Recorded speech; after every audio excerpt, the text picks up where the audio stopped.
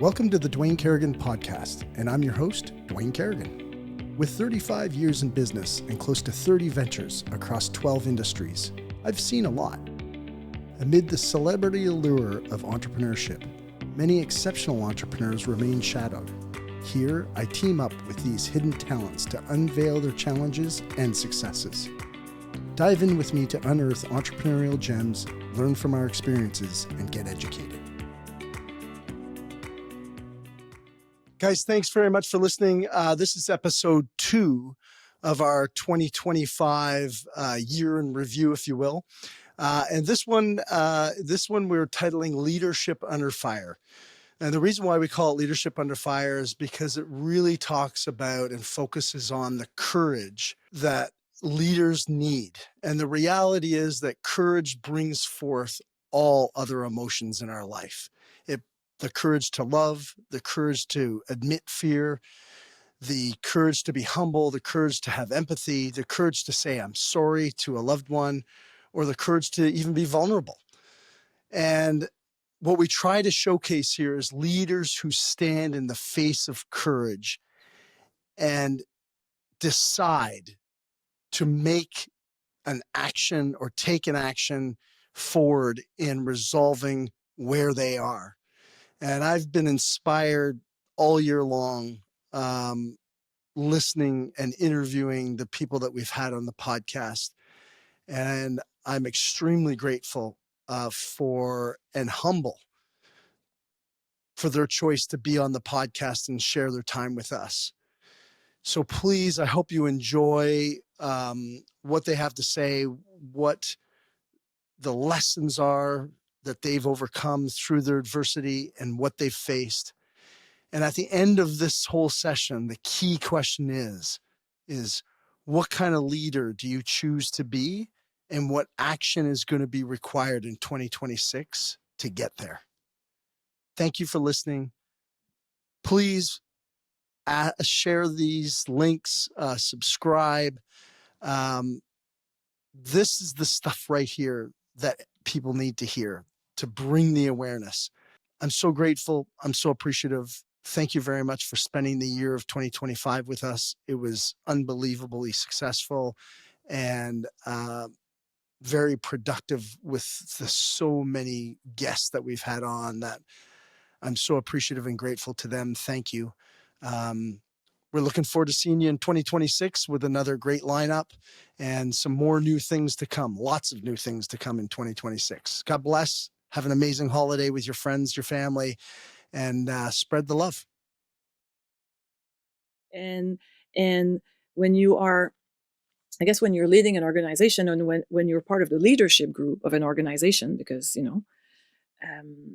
as part of that leadership team, people look at you and they're going to look at, what decision are they making? What decision is she making? And you can be judged for that. And sometimes this will stop people because they're not going to have the courage to be labeled with that tough decision that they've made, because it's not a popular decision.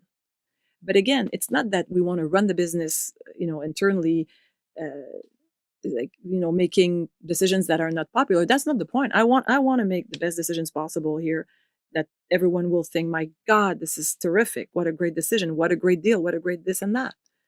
But yes, sometimes you've got to make decisions that are less popular, but they are in the best interest of the organization, ultimately. Yeah. And I'm even going to add, Wayne, because, again, I go back to what I said like 5 minutes ago. As an individual, you want to be liked, and you want to be liked. But at the same time, what gives you the courage to make those tough decisions sometimes, despite the fact that you want to be liked in the first place as a human being, is the fact that you have the conviction that it's the right decision ultimately. And that's what it is. I'm sure you can be intense. We all can be at some level. Quite. How do you balance intensity with standards? And how has that evolved for you over your leadership career? So standards being like, having a standard for yourself, for your operations, for the product, for the business, for the culture, versus like, I guess it's kind of like, this, leading with a level of intensity versus leading with this level of standard. Yeah. I guess I would make a difference between the standard and the elegance that you're trying to maintain, yet the intensity, but then, managing your emotion through it all, right? I think that's what it is. Yeah. So yeah, you can be very intense, you can be very adamant, motivated, and determined to get something done. But at the same time, there is definitely there's a standard where, it's one thing for you to want something very much, but hopefully we do things elegantly, right? Firmly, with determination, but elegantly. Yeah. And I don't know if. When I left to start my own agency, I gave myself 6 months, and I thought, I don't need to do that. I don't need to do this. I can just speak and do that. But I thought, for a couple of reasons, that that both would be better if I stayed involved in both. So I would be a better, person for clients, working on strategy and creative with clients if I was out speaking about kind of the latest trends or speaking about the latest challenges to a wide variety of different sectors. And every time I would apply my thinking to a new industry or a new company, that would make me better and just smarter. And that they would benefit from that by me applying that. But also having somewhere to apply the thinking makes me a better speaker, because I think that the tone, there are speakers who will just say things like, you just need to embrace your imperfections or something. Just they're not wrong. They're not wrong, but that needs to be delivered in a tone where you understand how easy it is for you to say that from the stage, and that applying it in real time, in real organizations with real people, is a tad more complicated. And so it's not that the content is wrong, but when it comes to implementation, I think you need a realistic perspective on that. And so I was really, focused on doing both better. And that to do it, I needed to stay involved in both. I really think back, I'm 54 now. I think back when we started buying student rounds 34 years ago. I don't think we really knew, and it just kind of crept up on us early. And we got to a point where, do we just commit to this? And, it just, heck yeah, let's go for it. Let's jump in 2 feet. And it was just evolved over time. And, I think, being the CEO of a company is being the cheerleader, being the trying to to try to keep motivating everybody to keep pulling in the same direction, and recognizing, certainly right now we're looking at, we've built our asset management business, and we want to switch gears and start outward facing a little more to our investor base and to newer avenues of investments within the industrial or with the institutional and more of the retail wholesale side. So you've always got to keep your eye on the ball and keep evolving the business and such. But one of our big lenders, his name is Bob Ireland, out of Guelph. When we needed 15,000 or 20,000 to close business real estate back in the 90s. We needed Bob once to write an $18 million check to help us close a real estate deal, and he was there for us. So it was, wow. Yeah. So it was from 15,000 to 18 million. 18 million, yeah. So and the best thing you can do with those guys is pay them back on the right date, and then they will lend you money again, and they will lend you money again if you need that. So those are some pretty cool times, and it's pretty good things. But Bob told me, he said, keep doing this. He said, because he's my senior, and he just said, there's someday soon you're going to lose your piss and vinegar, and when you lose your piss and vinegar, get out of the way.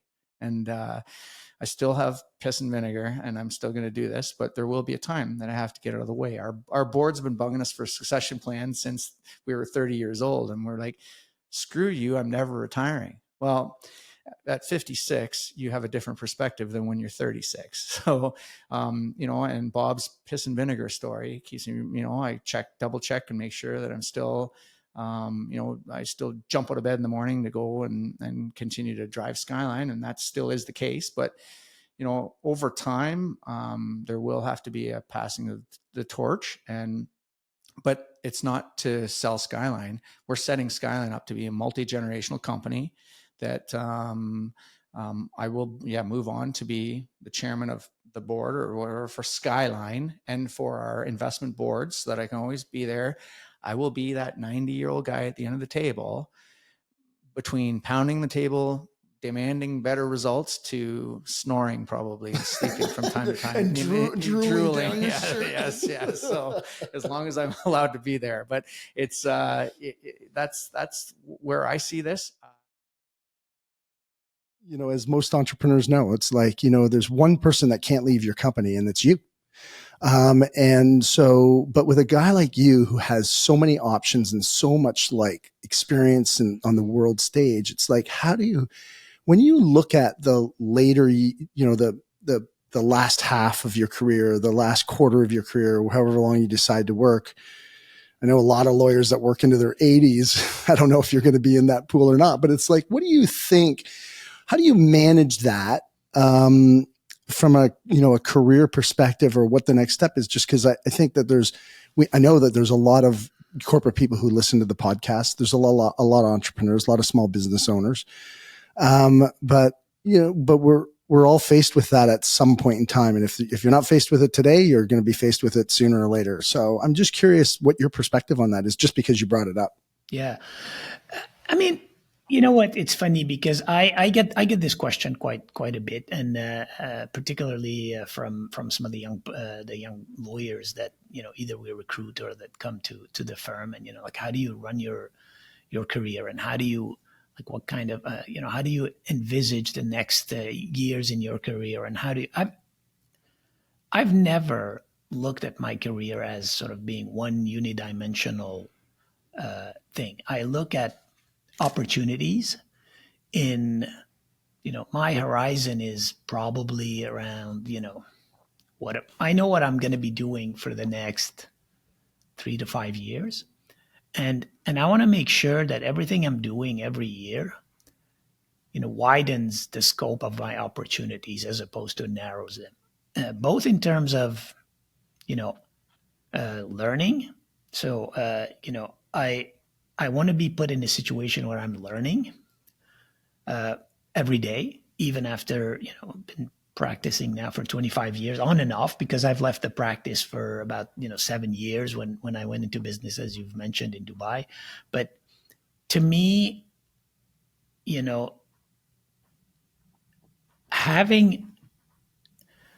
looking at the opportunities and I think you had mentioned that to me once, in a 5-year increment is how I've been guiding my career. Like, if I feel that I'm in a spot where I'm no longer growing as a professional, and I'm talking career-wise, where I'm no longer growing as a professional, where I'm no longer learning, when I'm no longer being challenged as a leader, then this is where I think, okay, well, what should I be doing next? And that's kind of a different approach than looking at it from a perspective of saying, well, I want to work until I'm age X, and then I'm going to be doing this with this company, trying to, either stay the course or progress, or I don't look at it that way. I look at it from, what am I getting on my professional journey, and what am I getting on my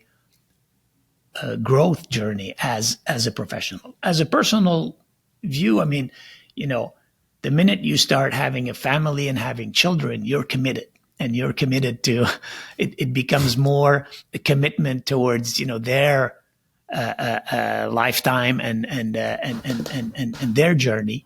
But professionally, I'm always looking for growth opportunities, for learning opportunities. And what I'm doing now allows me to do a lot of that. And that's is when I had my telemedicine companies, and the individuals would come home from the doctor's office, and the doctor, this is a tipping point, it's a major tipping point. So they've been struggling with weight their whole life. Yep. Now they've gone to the doctor, and the doctor has said, you need to lose 100 pounds so that you can have this life-saving surgery. That's a tipping point. Right. Now, if I'm only speaking to them in that moment, and I'm speaking to their pain in that moment. I'm not talking about like, I'll help you lose weight, do my 20-day challenge. Like that's someone that's going to be swayed by confusion. This person that just came home from the doctor and has no clue because the doctor doesn't give him any guidance, right? The doctor's that's not their specialty. They're just telling him you're going to die if you do not have this surgery. And I know, I say this lightly, but truly I had millions of people that were in this situation where they came home from the doctor. They didn't know what they were doing. They were scared. They're looking at their family going, oh my God, my kids could grow up without a father. Mm-hmm. Like they were at that point. Do you think that person is easily swayed by confusion? Right. No, they need a result now. They need help right now. So if you come in and you're like, here, you're on fire. I have a bucket of water. It's $5. Do you think they need to go? Like, I think I need another few months to see if I know, like, and trust you. No, they're like, here's the $5. Give me the bucket of water. Right. Yep. So if you can start to line things up, and if you line every brick of your business up, this is just one piece. This is just your client. If you line every big brick of your business up like that, that's how you end up with what I teach is passive income, where you really have everything is so much easier. It's less work, less effort, less time it takes to convert. When you have all of those things lined up, that's what makes the difference. That's when you can get rid of the need to have to convince them, right? Which also ties into the mindset stuff, because for me, when I look at somebody that's in a convincing stage of marketing, where they're going to write, like an email sequence, and they're like, oh my gosh, I hope that they buy. I've got to get them to convince. I need to get a client. And there's so much angst that comes through in their positioning, their marketing, their choice of everything. It even comes across in the choice of platforms that they're going to choose for their marketing, for their email marketing. Like it comes across in everything. And that's when you get into struggle, where versus if you come in and you're like, okay, I know exactly who my client is. They are on fire. They need my help. I've got a solution that works and I know it's here for them. That conviction comes through as leadership. That comes through as I'm going to take your hand and I'm going to help you. Right now, we're going to go do this together. And you send out an email in that sense and that authority. That's when you've got someone that is not confused.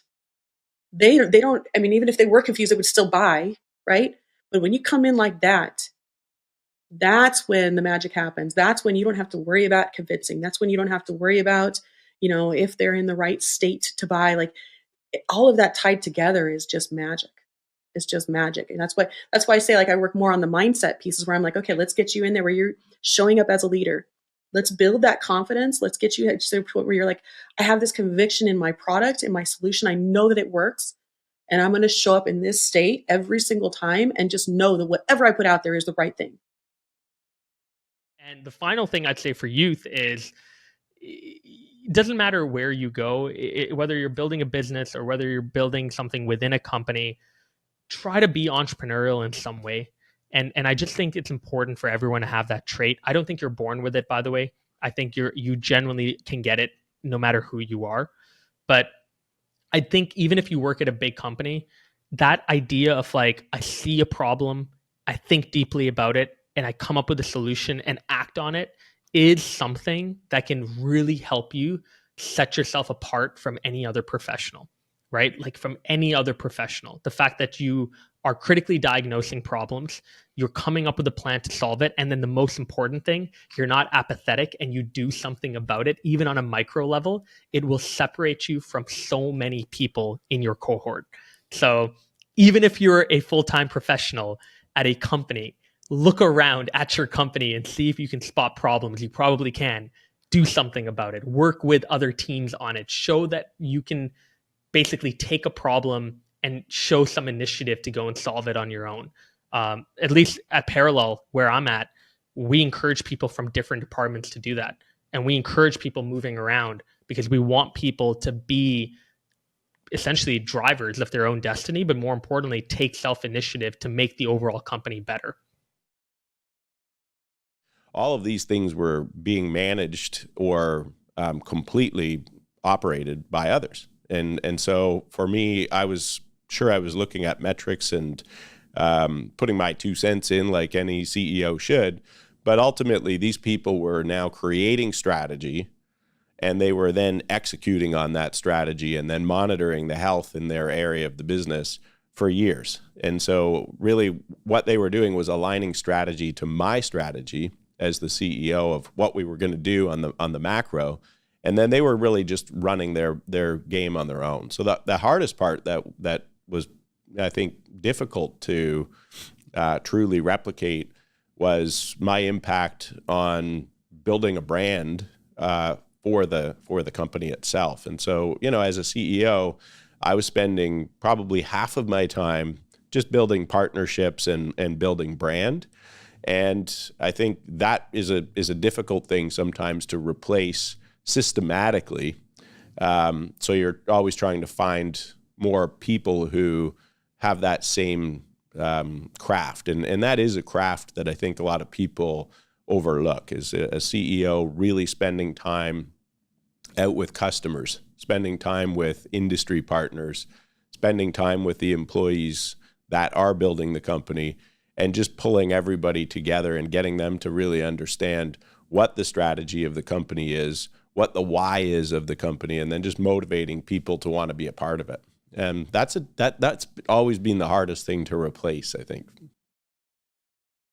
But you could have gone into traditional building because that's what you know, that's what you have confidence in. But instead, you chose something like in 2019. I'm not sure if people understand that, but I mean, I'm pretty on top of technology, and I think I've heard about 3D printing somewhere in 2021, maybe 2020. Just kind of like, it was very new. Yeah, we were number 8 out of, I think we were 8th out of 10 companies when we started, rated. Now we're 8th out of 400 companies, right, 5 years later. And you did it at 64 years old. Or 60. Yeah, but that was part of the calculus. In other words, when you calculate a new venture, you got to have the risks and the rewards, obviously. And I realized that I had to jump in then, because I have limited means, very early in the equation obviously I didn't do it to lose money. Yep. I did it to make money, but to get into it with the limited resources I had, I felt that I had to jump in then. That was a calculated risk. Just as to cover that risk, I bought land that I knew I could sell. I didn't realize it would triple in value. No one knew that. I thought, like a lot of people, when COVID hit, that prices would drop actually. But I knew I could build a building on it and save almost as much by doing owner builder. I mean, these are all calculated risks. Yep. In other words, I calculate, all right, if I do a big house there, and for the cost, I think it was $700 a square foot, 5,000 square feet, 3.5 million, just rough numbers. A GC is going to be 40% of that. This is how I think. So what's that, 1.2 million, or goes to his pocket. But I can do owner builder, hire my subs, play with this machine, and I cover the cost of my machine. Right. That was totally calculated. Get back my $500,000, stick it in a building, print septic tanks. So it was a mitigated risk. I'm not totally crazy. When things are going wrong in your business, this is where business people, business owners start to shift. Not all of them, but some of them will shift to a blame. Like, well, who did this? Who did that? And then you get into this game of gotcha, and then nobody likes playing that game. That's the worst game ever. And, it really, it's like the encouragement I would make is, people need to get into once they start to, if they hear themselves saying like who or what or why, or it's not necessarily the why, but it's, shift from people to process, right? Rather than it be somebody else's fault. And then, now it's like, look, something's going wrong all the time in business. Like, especially you get big enough business, it's like, it would drive you mental. But I will oftentimes, like, you get wound up or excited or frustrated about something, and then oftentimes, like, I'll within minutes just go, okay, wait a second, like, I'm responsible for the process, or coaching the process, coaching the team to develop the process. So what did I miss that if I had coached them better, or predicted the future in a way that I think there's a lot of power in being able to improve things before they happen, like to make sure that things don't happen that that could have happened that you avoided the big mistake. So be careful of who you blame. Most of the time it's a process, and that just requires training and follow up and probably a little bit of encouragement. Yeah. I mean, that's why we all say, like, my dad, it was back to the expensive MBA. I'm like, the first mistake is on us, and it's just a process. And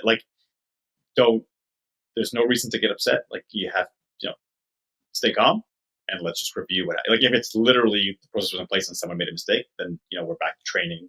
And then if it keeps happening, we're back to that's the wrong person and maybe we got to fix it. But generally 9 times out of 10, it's, we could have done something better in our process along the way to put in, a check or a control so that this wouldn't have happened.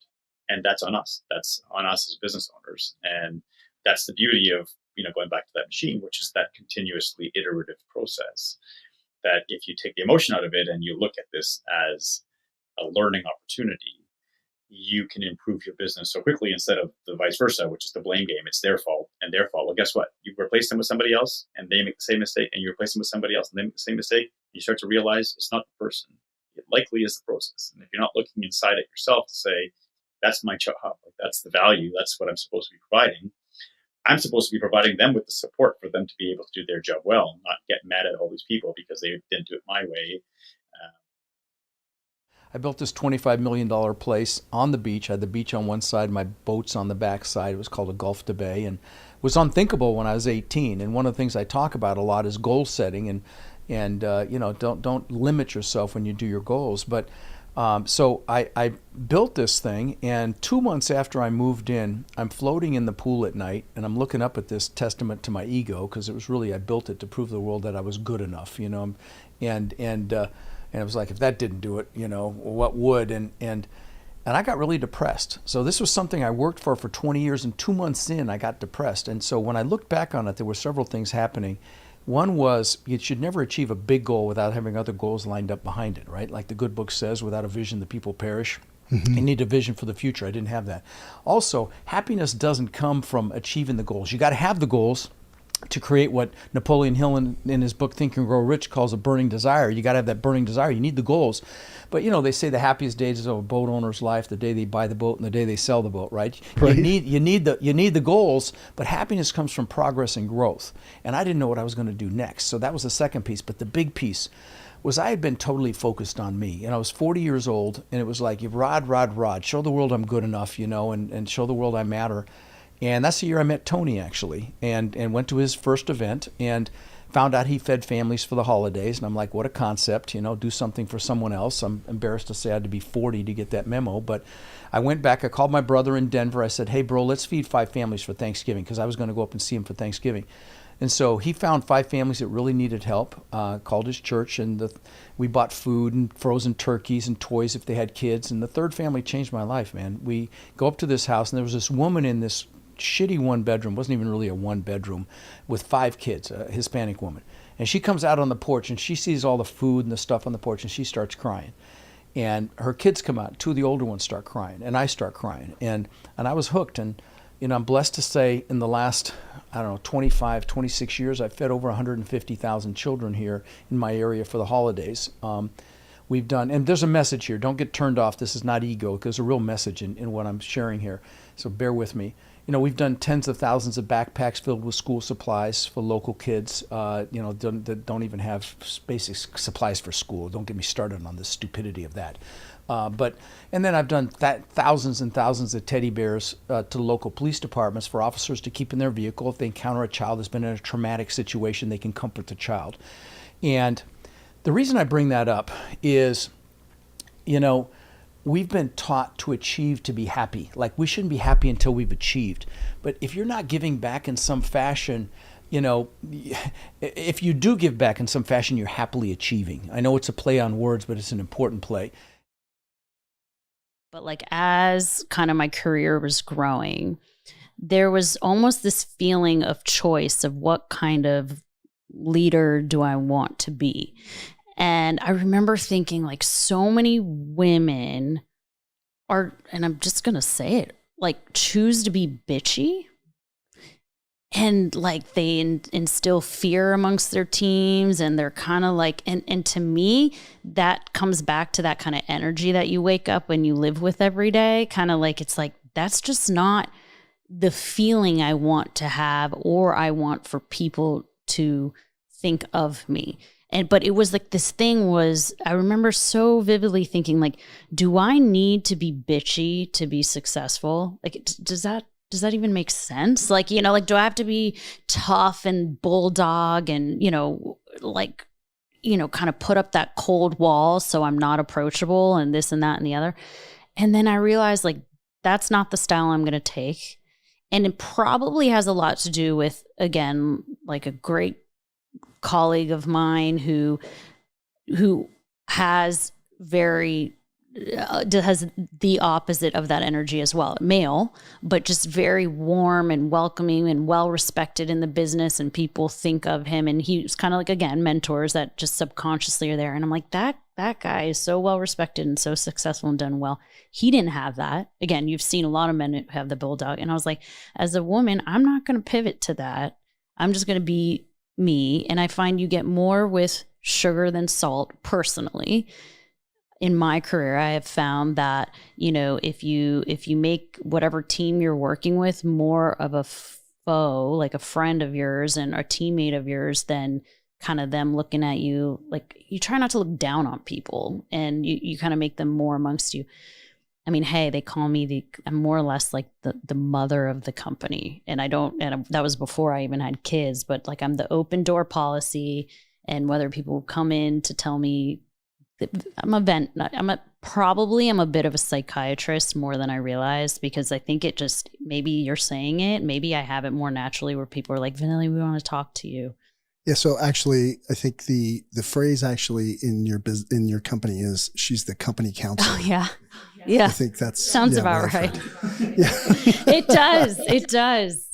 I don't know. Maybe I can get a promotion. I don't get paid for that part, but it weighs on you. I'll tell you, at times you're like, man, like, I'm offloaded, right? Like, everyone's offloading that to you, but it's part of the job.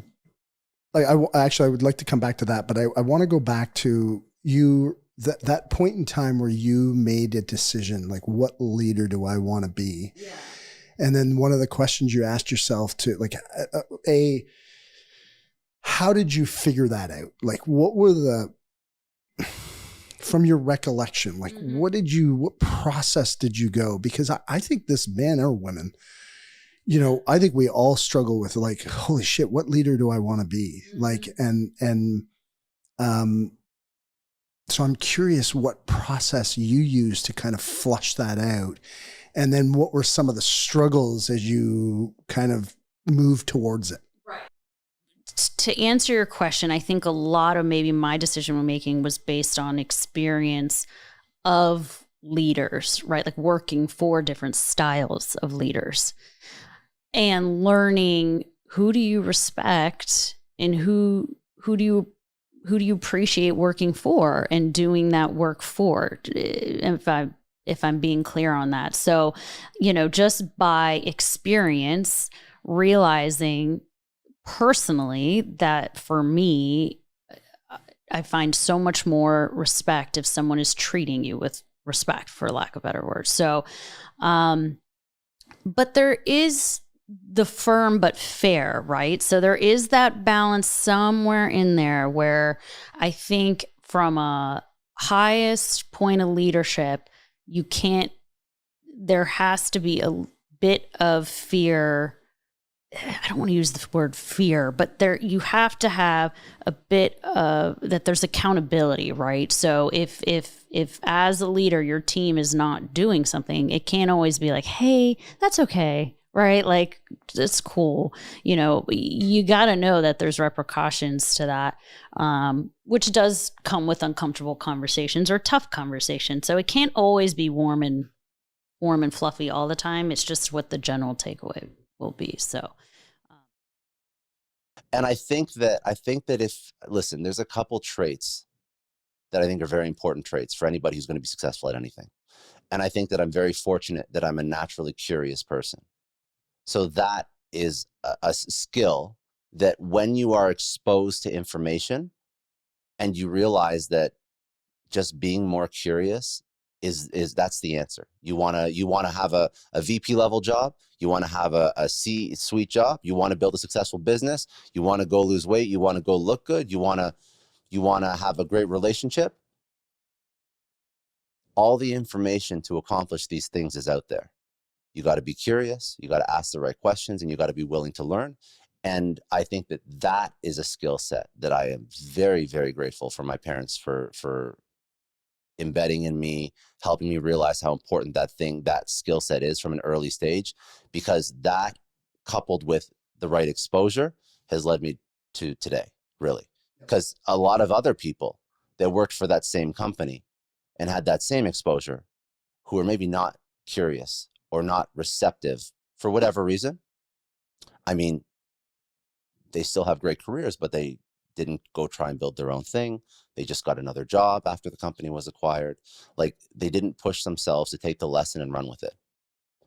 And I think that being curious and being willing to sort of expand your horizons and expand your knowledge base, that's where you start. So you said, was that one of the things? Yeah, that was one of the things. But it was also the fact that it was coupled with a personality that was like willing to take that knowledge and wonder, how does this impact my own life? And then constantly seek out more information, more knowledge. Thanks for listening. I appreciate you being with us. If you found value in the show and know a friend or a coworker who could benefit from the conversation, please share the link via text or on social media. Remember, each share creates a ripple effect of knowledge and inspiration. We'll see you next week. The views, information, or opinions expressed by guests during the Dwayne Kerrigan podcast are solely those of the individuals involved and do not necessarily represent those of Dwayne Kerrigan and his affiliates. Dwayne Kerrigan or the Dwayne Kerrigan podcast is not responsible for and does not verify the accuracy of any of the information contained in the podcast series. The primary purpose of this podcast is to educate and inform. Listeners are advised to consult with a qualified professional or specialist before making any decisions based on the content of this podcast.